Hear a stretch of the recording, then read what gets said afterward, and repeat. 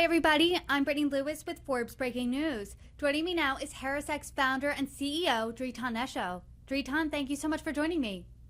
Thank you. It's glad to be back here again. You have another HarrisX Forbes poll hot off the press, this time all about last week's State of the Union. And I want to remind viewers how important the State of the Union was, specifically to President Biden. It was the unofficial kickoff to his campaign. It also was a moment to answer really big questions surrounding his age as well as mental acuity. So, how was it received? Well, the long and short of it is that it might have been big news for the president's campaign, but it wasn't big news for voters. And we're noticing that it hasn't changed the dynamic of the race at all. President Biden approval is roughly the same as it was before the State of the Union, and the horse race between Biden and Trump in a head-to-head matchup is almost exactly the same as what we saw before the State of the Union. So far, it hasn't really moved the dial with the overall dynamic of the race and with the electorate. So it's not moving the needle at all. And if we remember from the last HarrisX Forbes poll, President Biden's approval rating was in the 30s. It's staying there now. Talk about this. Is this unprecedented? Is this normal to see your approval rating hanging out in the 30s this far into your first term as you're going for re-election? Well, Biden's approvals are steeply underwater, fairly significantly underwater. Before the State of the Union, he was at 39% approval within our poll. Right now, as of this weekend, he's at 37% approval. So that's a statistical tie. And again, before the State of the Union, President Trump was up over President Biden by about 6 points. Today, the difference is at about 4 points, roughly 52% and to 48%. So again, that's a statistical tie to what we were seeing before the State of the Union.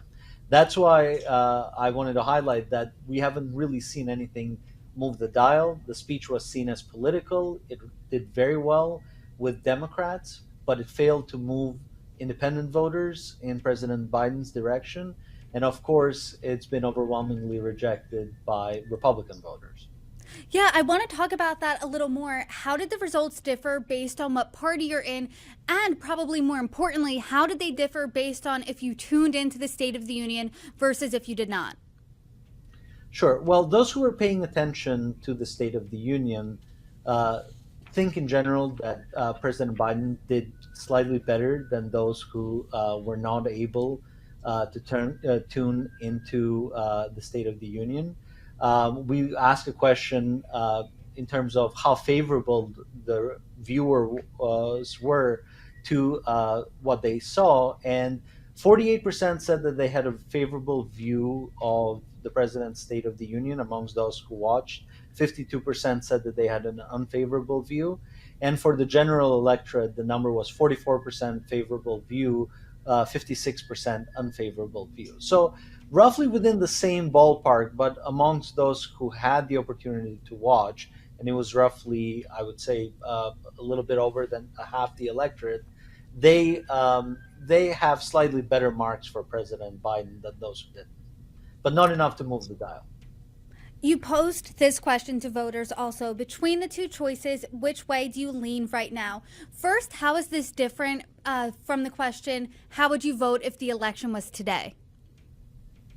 Well, in our horse race, we tend to look at undecideds. So we ask the question first and foremost with an unsure, don't know answer choice. Again, this is the horse race question in terms of who voters would pick if the election was held today. And then we push those undecideds to make a choice, to pick one of the two candidates. And then we see the way that undecideds are leaning, whether they're leaning towards Biden or whether they're leaning towards Trump. What we're seeing right now is that undecideds are roughly split 50 50. They lean a little bit more towards President Biden than President Trump. So they help close the gap between the two. But again, President Trump is ahead of President Biden, and as I mentioned, the dynamic of the race hasn't really changed to what we saw before. You included leaners as well. How much does a leaner help a candidate, and can a candidate rely on a leaner to show up to the poll to vote for them? Well, as voters gain more information between now and election day, they start to form opinions. And so, tracking which way undecideds are leaning helps us understand which way swing voters or voters that are on the fence they are going and are likely to break in the election. Whether or not they'll turn out and vote, that's a separate question, but I think it's too early to really assess likely voters. We have to get closer to the election to be able to look at that. And are you surprised, as an expert pollster here, that the State of the Union basically didn't move the needle at all in terms of approval rating or in this horse race? Well, it's surprising because it is one of the largest platforms in modern American politics. As you can see from the numbers within our poll, a lot of voters tune into the State of the Union and they follow the proposals that are fleshed out there very closely. In our case, a full 60% of voters either watched all of the State of the Union, watched some of it, or watched highlights stemming from the State of the Union. But again, as I mentioned, the reception was largely split amongst those who watched it. 48% were favorable to President Biden's speech, 52% were unfavorable. We asked the question in terms of who had or who presented a better plan for the country. And again, amongst all voters, about a third said that neither President Biden nor the Republican rebuttal had a good plan for the country. About a third said it was the president's State of the Union address that fleshed out a better plan.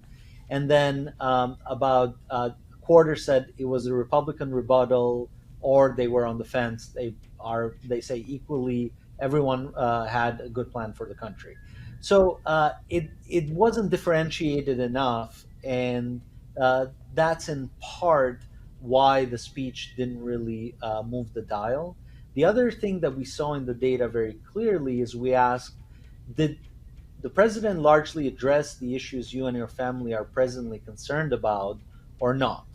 And the response again was largely split. 52% said yes among those who watched, 48% said the president did not. We also asked, did the president offer any new solutions to the issues that you and your family are facing today, or did he fail to do so? 46% believed that the president offered new solutions. 54% said that he failed to do so. And then we asked the question on whether or not the speech was political in nature and not very much solutions focused. And this has been one of the criticisms that has been going around, or whether the speech appropriately focused on key issues and possible solutions around those key issues. And again, amongst those who watched, it brought pretty much 50-50. So a very mixed reception or mixed bag reception when it comes to the president's speech. And it might have to do with the fact that it was as much political, if not mostly political, than it was actually pushing forward new proposals and new ideas that matter to voters and to the tabletop issues that they are facing. The State of the Union is largely seen as a moment for the president to address both parties, all Americans. You also asked a question if this State of the Union unified or divided the country. What did you find there? Well, overall, voters feel that the Biden presidency has been more divisive than unifying. 60% say that it has been more divisive, and 40% say that it has been unifying. The numbers around the speech were slightly better, but still a majority said that the president's speech tended to be more divisive rather than unifying.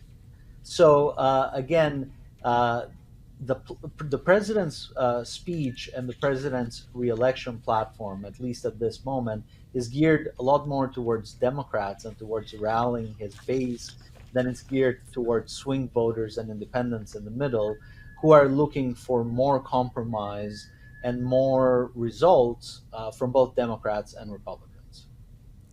Age has been a major concern following President Joe Biden. A recent HarrisX Forbes poll found 69% of voters think Biden is showing he is too old. He addressed his age a few times in the speech. I'll read a few examples now. He said this, quote, "When you get to be my age, certain things become clearer than ever." And, quote, "I was born amid World War II when America stood for freedom in the world."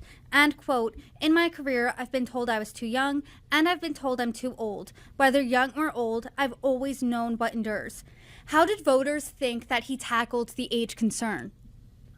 That's a great question. One of the big questions entering the State of the Union address was whether or not President Biden will be able to deliver the speech effectively, or whether or not there would be gaffes in the speech, further raising questions about his age or his fitness for office.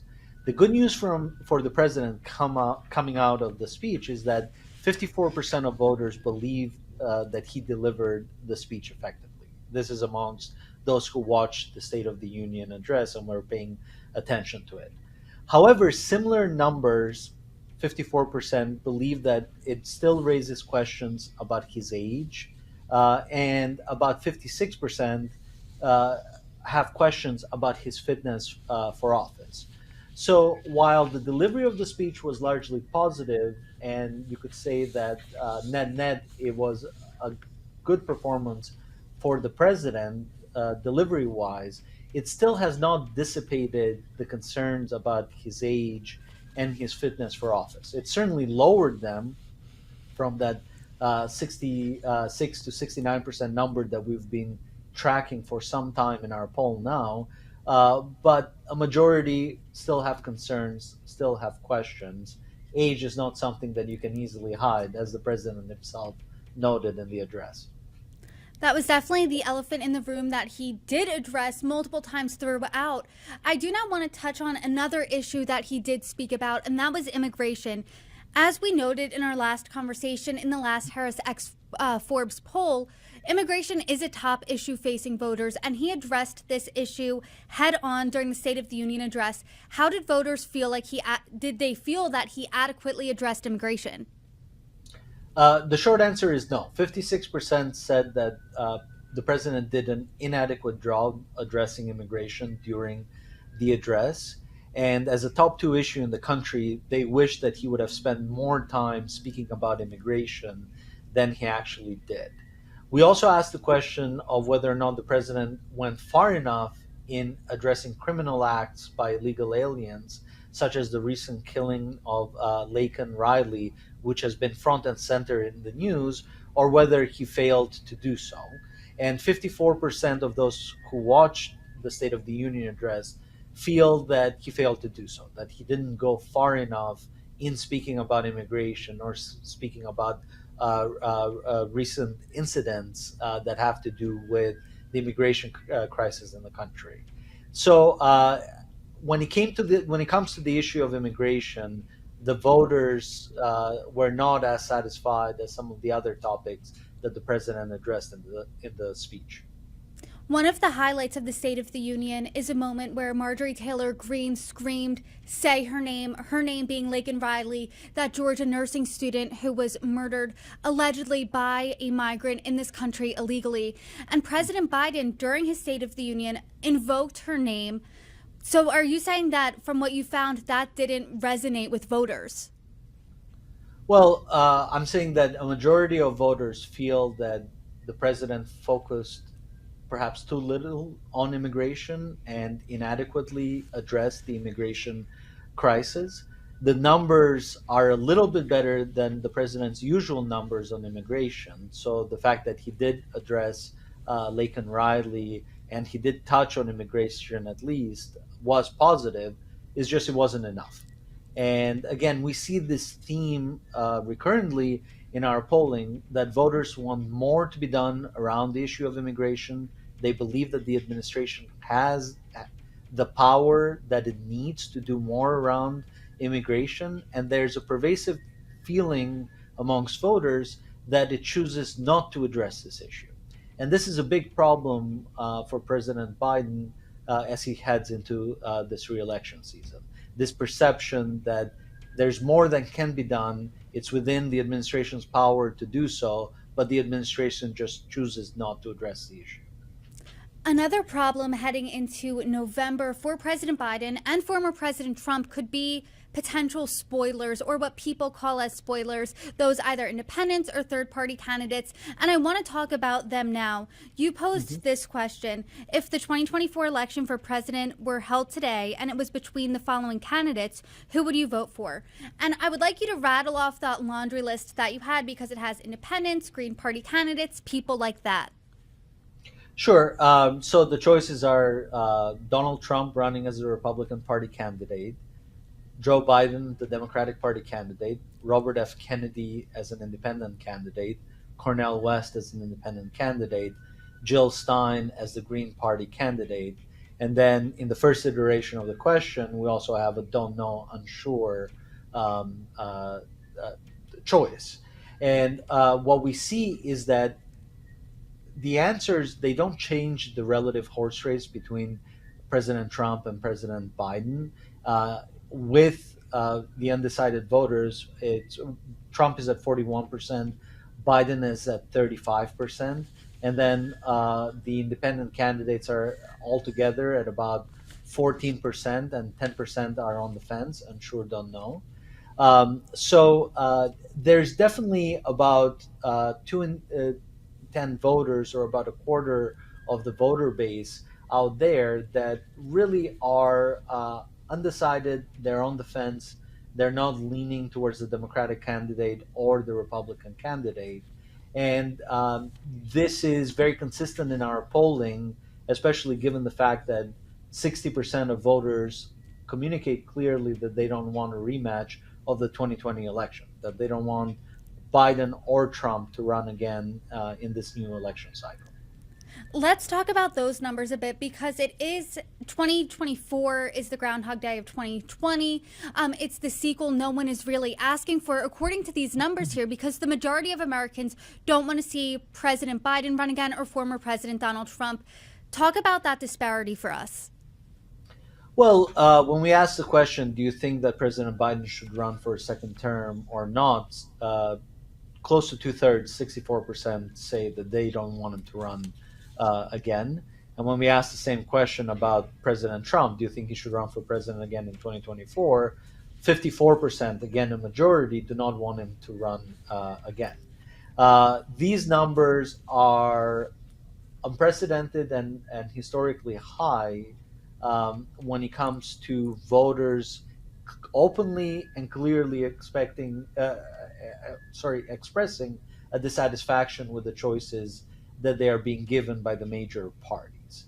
Now, if it's a forced choice between Biden and Trump, then voters will either pick or not turn out, and we'll see how that pans out. If there's more choice at the ballot box, then you see already a quarter of all voters are either on the fence and leaning away from these candidates, or coalescing around one of the independent candidates. So a strong independent ticket could actually come with a lot of surprises within this election cycle. And certainly you've got about 25% of voters in our poll, in this most recent poll, that are very much open and supportive of this idea. That's the floor. That's the hard choice in the ballot test. And then the ceiling is really around two-thirds of the country. Two-thirds of the country being dissatisfied with the choices and potentially open to considering a viable third-party run. I want to move to the Republican response, but before we do, are there any other takeaways that you saw voters perceive from President Biden's State of the Union address? Well, we asked the question at the end of our battery, which is really the key question. Does the State of the Union speech make you more or less likely to vote for President Biden in November, or does it not have an effect? And amongst those who watched the address, the response was very split. 36% said that they're more likely to vote for him 37% say that they're less likely to vote for him, and 27% say it does not have any effect.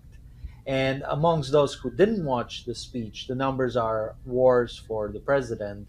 15% said that they're more likely to vote for him, 35% less likely, and 50% said that it does not have an effect. What does this tell us? This tells us that the president getting out there with his message for re-election matters, and voters are open to hearing from both of the candidates on all of the key issues of the day.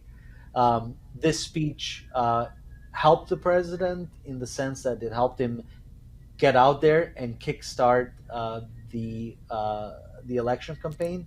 But it was better received amongst partisans than it was received amongst independents who are on the fence. And by and large, it hasn't really moved the dial for the president. So this is an important question, and the key question really to ask after the speech. And so far, we can't really discern a change in the dynamic, or we can't say that the State of the Union speech was a breakthrough event for the president that is able to put him into a different trajectory. I now want to ask if the State of the Union GOP response by Alabama Senator Katie Britt was a breakthrough performance for her. It made such massive news that she was played by Scarlett Johansson on SNL for their cold open. And I'm curious, are voters following this story? What did you find in the HarrisX Forbes poll? Absolutely. So 47% of those who watched the State of the Union address by President Biden also watched the GOP rebuttal by Senator Katie Britt. And overall, about a third of all voters in the country either watched directly or had some exposure to what came out of that speech. And we also asked the same question as we asked for President Biden's speech in terms of did voters have a favorable or an unfavorable opinion of the rebuttal speech? And what we found is that 46% of those who watched the State of the Union and those who watched the rebuttal speech had a favorable reaction to Senator Britt's rebuttal. 54% did not. These numbers are very much in line with what we saw for President Biden's numbers. Amongst the overall electorate, there's obviously less people that paid attention. So the favorability drops to about 41% favorable, 59% unfavorable. So it wasn't as bad as some of the pundits would have you believe, but it was also not a breakthrough performance either. As you mentioned, there might have been some outsized criticism for Senator Katie Britt's GOP rebuttal, and she has been floated as a potential VP pick for former President Donald Trump. So I am curious if that could hurt her potential chances of being the VP nominee. No indication as to that yet. We obviously didn't go in depth with more qualitative questions around her performance. But it seems that Republicans coalesced around the rebuttal speech and gave it positive marks. 65% of Republicans said that they had a favorable opinion of her speech, and 35% did not. This is amongst those who watched. So, net, it was a way for Senator Britt to get on the map. And I don't think that it makes a very big difference one way or another, right? It was a first instance type of speech or presentation of her to the broader electorate. Dritan, thank you so much for your insights. Thank you so much for your polling. I'm already looking forward to our next conversation. Likewise. Thank you for having me back.